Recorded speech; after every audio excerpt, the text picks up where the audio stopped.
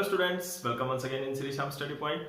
और जैसे कि आपको पता है कि प्रीवियस लेक्चर के अंदर हमने टिश्यू चैप्टर शुरू किया था, तो आज हम पढ़ेंगे प्लांट टिश्यूज के बारे में। लास्ट लेक्चर के अंदर आपने इंट्रोडक्शन ऑफ टिश्यूज के बारे में समझा था। आज हम प्लांट टिश्यू के बारे में पढ़ेंगे कि कौन कौन से किस किस तरह के प्लांट्स के अंदर टिश्यू होते हैं। तो जैसे कि मेनली आपको दिख रहे हैं कि प्लांट्स के अंदर mainly two types of tissue होते हैं, meristematic tissue and the second one is the permanent tissue. एक तो होता है मेरिस्टेमेटिक टिश्यू, दूसरा होता है परमानेंट टिश्यू। तो प्लांट के अंदर mainly two types of tissues होते हैं, मेरिस्टेमेटिक एंड परमानेंट टिश्यू। तो देखते हैं कि मेरिस्टेमेटिक टिश्यू कौन सा होता है और परमानेंट टिश्यू कौन सा होता है। तो मेरिस्टेमेटिक टिश्यू क्या होता है कि जैसे कि प्रीवियस लेक्चर के अंदर हमने डिस्कस किया था कि प्लांट जो होता है वो through out their life grow करता रहता है, अपनी पूरी लाइफ में वो ग्रो करता रहता है। तो उसके अंदर कुछ ना कुछ सेल होंगे, कुछ ना कुछ टिश्यूज होंगी जो उसको ग्रो करवाते हैं। और ग्रो कैसे करवाते हैं? न्यू सेल के एडिशन से। ओके, तो यानी कि कुछ ना कुछ सेल्स होंगी। तो यानी कि ये ऐसी सेल्स होती हैं जो प्लांट को through out their life grow करवाते हैं। मेरिस्टेमेटिक सेल्स और tissue, the tissue of meristematic cells, meristematic sales के जो टिश्यू होते हैं, the tissue of meristematic cells which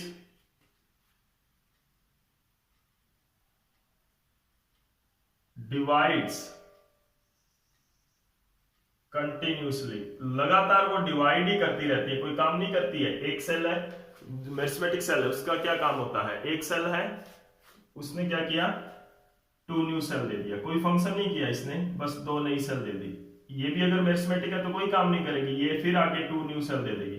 तो ये होता है मेरिस्टेमेटिक सेल का, ठीक है ना। मेरिस्टेमेटिक सेल है प्लांट के अंदर, कोई और काम नहीं करती है, सिर्फ और सिर्फ डिवीजन करती रहती है, वो न्यू सेल्स प्रोड्यूस करती रहती हैं, ठीक है। तो यानी कि the tissue of meristematic cells which divides continuously and give rise new sales, नई सेल्स देती रहती हैं, give rise new sales. Okay, अब देखते हैं परमानेंट टिश्यू क्या होता है। परमानेंट टिश्यू के अंदर क्या होता है? इनके पास क्या होता है? They have ability to divide these cells, the tissue meristematic cells, meristematic cells जो होती हैं have ability, मेरिस्टेमेटिक सेल्स has ability to divide, divide होने की एबिलिटी इनके पास होती है कि ये डिवाइड कर सकती है। परमानेंट टिश्यू कौन सी होती है? इन्हीं सेल से बनती है। देखो, मेरिस्टेमेटिक सेल से ही सारी सेल्स बनती हैं, लेकिन अब जैसे ये दो सेल बनी है, मान लो कि इस सेल ने क्या किया? It lose its dividing capacity. अगर इसने अपनी डिवाइडिंग कैपेसिटी को लूज कर दिया है तो वो क्या बन जाएगी? परमानेंट बन जाएगी। और परमानेंट बनेगी तो ये प्लांट के अंदर जाएगी, प्लांट के अंदर ही रहेगी। प्लांट के अंदर फिर ये कोई स्पेसिफिक फंक्शन परफॉर्म करने लगेगी, ठीक है ना। तो इसके अंदर क्या है कि permanent tissue, the tissues wood cell, जिसकी सेल के अंदर क्या है? Wood cells lose the dividing ability, whose cells lose the dividing ability and become specialized to perform specific function। ये क्या होती है? कोई स्पेसिफिक काम करने लग जाती है, मॉडिफाई हो जाती है, ठीक है ना। तो कोई स्पेसिफिक फंक्शन को परफॉर्म करने के लिए ये क्या होती है? स्पेसिफिक फंक्शन, कोई भी काम करने के लिए ये क्या होती है? डिफरेंशिएट हो जाती है, मॉडिफाई हो जाती है। तो ये क्या होती है? दीज सेल्स डिफरेंशिएट हो जाती है, डिवाइडिंग का काम छोड़कर क्या हो जाती है? ये डिफरेंशिएट हो जाती है to perform any specific function, कोई स्पेसिफिक काम करने के लिए।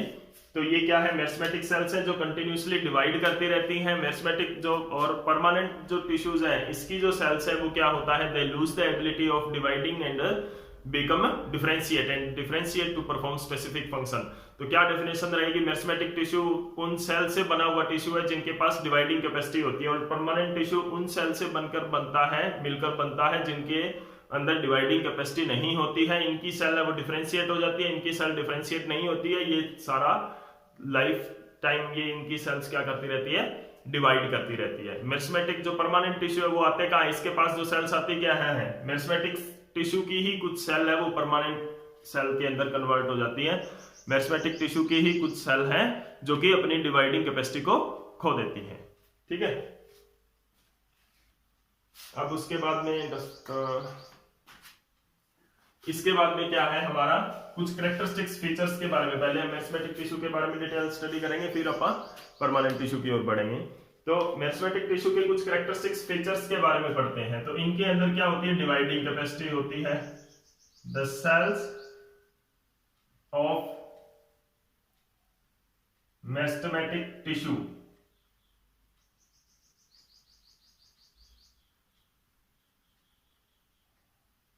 हैज डिवाइडिंग एबिलिटी हो गया। उसके बाद में क्या है, टिश्यू में भी ओवल शेप की हो सकती है, पॉलीगोनल हो सकती है, स्फेरिकल हो सकती है।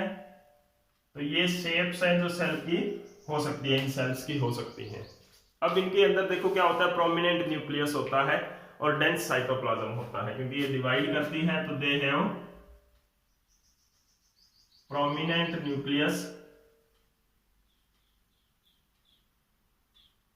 nucleus in dense cytoplasm।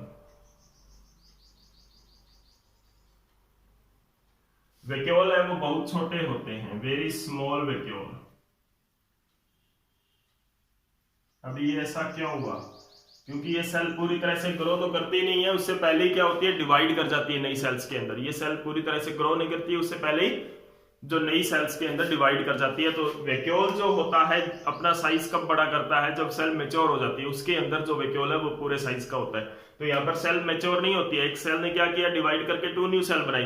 अब वो पूरी तरह से ग्रो नहीं करेगी, उससे पहले ही डिवाइड करके 2 न्यू सेल और बना देगी, वो फिर पूरी तरह से ग्रो नहीं करेगी। तो इस तरह से वेक्यूल पूरी तरह से ग्रो नहीं होता, वेक्यूल बहुत छोटा रह जाता है। प्रीवियस चैप्टर के अंदर आपने पढ़ा था वेक्यूल प्लांट सेल ऑर्गेनेली का एक पार्ट होता है, प्लांट सेल ऑर्गेनेली होती है एक तरह से, ठीक है ना। तो वेरी स्मॉल वेक्यूल होता है। इनके अंदर क्या होता है, दे आर कंपैक्टली पैक्ड। अगर कंपैक्टली और टाइटली पैक्ड होते हैं, compactly packed, so no intercellular space, cell के बीच में, इंटर बीच में, सेलुलर सेल्स के बीच में सेलुलर स्पेस। क्योंकि हम टिश्यू की बात कर रहे हैं तो वहां पर बहुत सारी सेल्स होंगी,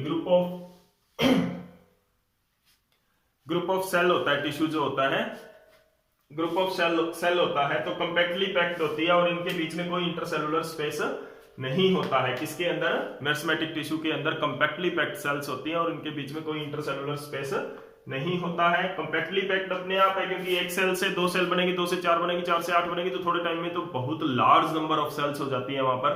तो इसीलिए वो क्या होती है, ज्यादा नंबर में है तो कंपैक्ट तो अपने आप होगी, टाइट तो अपने आप होगी। एक रूम के अंदर जितने ज्यादा लोग होंगे उतनी ज्यादा भीड़ होगी वहां पर, उतने ज्यादा वो टाइट रहेंगे।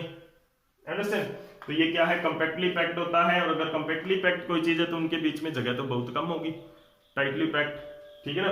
तो ये क्या है, टाइटली पैक्ड है, प्रोमिनेंट न्यूक्लियस है, डेंस साइटोप्लाज्म है, वेरी स्मॉल होती है। सेल वॉल इनकी किसकी बनी होती है, सेल वॉल है वो सेलुलोज की बनी होती है। सेल वॉल जो है वो सेलुलोज की बनी होती है। ये कुछ कैरेक्टरिस्टिक्स हैं किसके, जो मेरिस्टेमेटिक सेल्स हैं, उनके अंदर ये कुछ कैरेक्टरिस्टिक्स होते हैं जिसके बेस पर हम इनको बाद में डिफरेंशिएट करेंगे फ्रॉम अदर सेल्स, दूसरी सेल्स से हम इनको डिफरेंशिएट करेंगे। तो ये कैरेक्टरिस्टिक्स आपको अच्छी तरह से आने चाहिए। आज के लेक्चर में इतना ही करेंगे। नेक्स्ट हम करेंगे the different types of meristematic tissue, meristematic tissues के डिफरेंट टाइप्स के बारे में पढ़ेंगे जो लोकेशन के बेस पर है। Thank you.